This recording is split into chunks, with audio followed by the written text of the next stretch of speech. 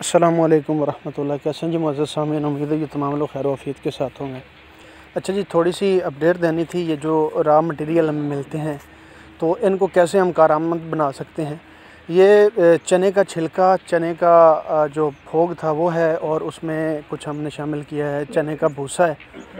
یہ دونوں چیزیں، اس میں گنڈی بھی ہوتی ہے جو سخت ہوتی ہے تھوڑی سی، جو بکریاں عموماً نہیں کھاتی، تو اس کو یہ ہم نے گرائنڈ کیا۔ یہ آپ دیکھیں جی، بڑی بہترین کنڈیشن میں یہ بہت بریک ہوا ہے، اور اس نے جناب ہمارا بڑا اچھا جو ہے انشاءاللہ ابھی ہم اس کو TMR کا حصہ بنائیں گے، تو یہ ہمارے لیے بڑا کارآمد ایک تو ثابت ہوا ہے۔ اس میں بتانے والی چیز یہ تھی کہ یہ ہم جس طرح یہ گرائنڈر ہے، ہم پہلے گرائنڈ کروا رہے تھے کسی اور سے، تو ابھی یہ ہماری اپنی جو ہے یہ 3750 یا 3550 اس کا سائز ہوتا ہے، یہ چکی جو ہوتی ہے اس کا، اور اس سے ہمیں فائدہ یہ ہوا ہے، ہم نے 3.5 یا 4 گھنٹے کے اندر 40 من جو تھا یہ کریش کر لیا ہے۔